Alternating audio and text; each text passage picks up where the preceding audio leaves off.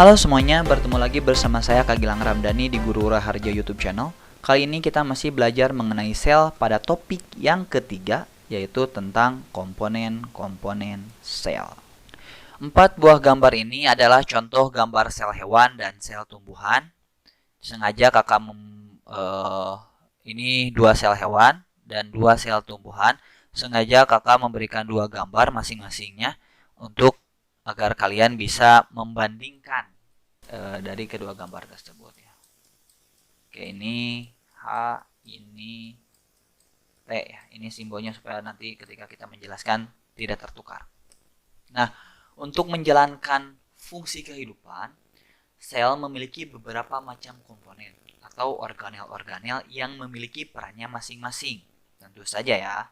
Yang pertama itu ada yang namanya dinding sel. Nah, dinding sel ini hanya terdapat pada sel tumbuhan. Tidak terdapat pada sel hewan ya. Sebenarnya dinding sel ini terdapat juga pada sel jamur dan juga sel alga. Namun, kali ini kita hanya akan membandingkan antara sel tumbuhan dan sel hewan saja ya. Karena adanya dinding sel, sel tumbuhan akan terlihat menjadi lebih kaku dan lebih kuat daripada sel hewan. Nah, dinding sel sendiri ini berfungsi untuk melindungi sel. Oke.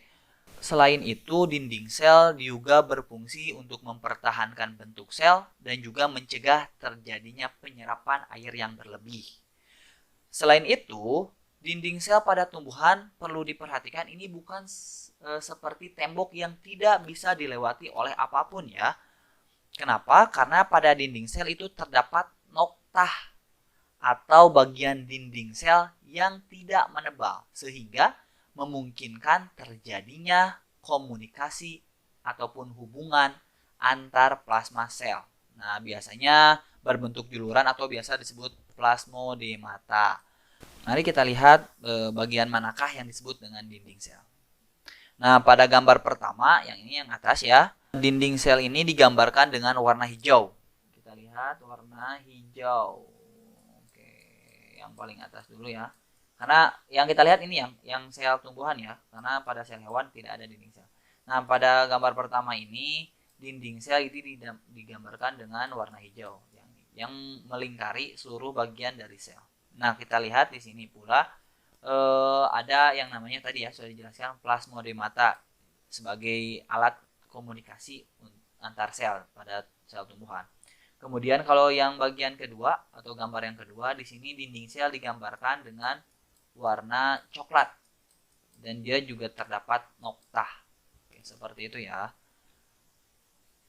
Kemudian lanjut, yang kedua adalah membran plasma atau bisa disebut juga membran sel. Nah, untuk membran plasma atau membran sel ini terdapat baik pada sel tumbuhan dan juga pada sel hewan. Membran plasma ini memiliki sifat selective permeable atau bisa dikatakan juga semi permeable. Artinya membran sel ini dapat dilewati oleh zat-zat tertentu untuk keperluan sel tentunya. Oleh karena itu, fungsi utama dari membran plasma adalah untuk mengatur keluar masuknya zat. Nah, selain itu, membran plasma ini juga berfungsi sebagai pelindung agar seluruh isi dalam sel ini tidak keluar, dan juga karena berada pada lapisan terluar dari sel, maka dinding sel maka membran plasma ini berfungsi sebagai penerima rangsangan dari luar. Mari kita lihat sebelah mana sih letak dari membran plasma ini pada sel. Nah, pada sel hewan, di sini membran plasma ini terletak di bagian paling luar ya, yang ini nih. Paling luar ini disebut membran sel atau membran plasma nih, bisa dilihat ya ini. Oke. Sedangkan pada sel tumbuhan, membran plasma atau membran sel yang ini nih. Nah, ini membran. Oke, itu dia dilapisi oleh tadi dinding sel. Pun demikian dengan gambar yang kedua ya, membran plasma ini atau membran sel yang ini, ini namanya kehapus sedikit, itu paling luar.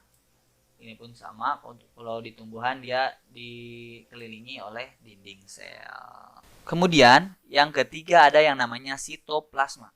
Nah, sitoplasma ini merupakan isian dari sel. Oke. Nah, sitoplasma ini biasanya berbentuk cairan koloid yang tersusun dari air dan bahan-bahan kimia lainnya ya, seperti ada karbohidrat, lemak, protein, mineral, dan juga vitamin. Pada prinsipnya, sitoplasma itu berfungsi sebagai tempat organel-organel sel yang berperan sebagai mesin sel ya. Jadi sitoplasma ini dia bertempat tinggalnya organel-organel sel. Nah, organel-organel sel inilah yang sebenarnya menjalankan seluruh fungsi-fungsi kehidupan dari suatu sel. Nanti akan kita bahas apa saja organel-organel sel tersebut.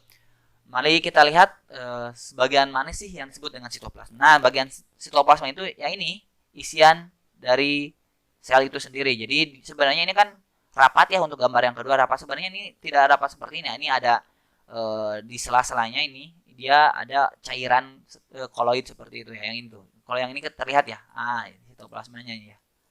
Oke, jadi yang berbentuk cairan ini ataupun koloid ini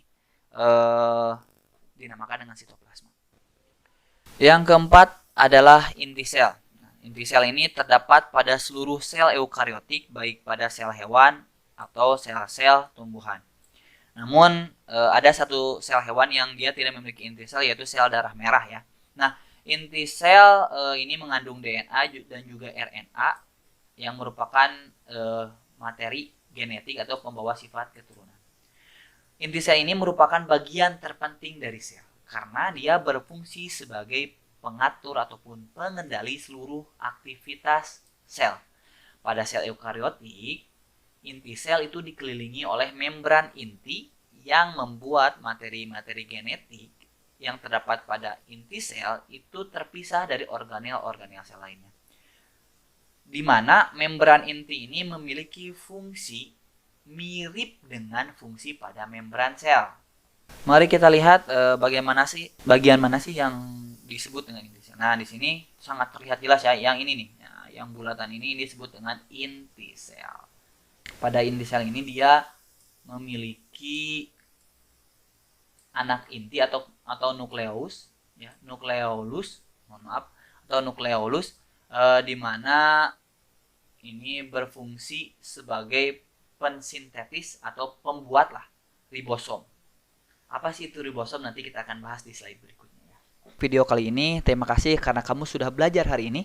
Jangan lupa untuk support channel ini dengan cara klik subscribe dan nyalakan lonceng notifikasinya agar video-video dalam YouTube channel ini bisa terus berkembang dan semakin lebih baik lagi. Kita bertemu di materi lainnya. Sampai jumpa. Dah.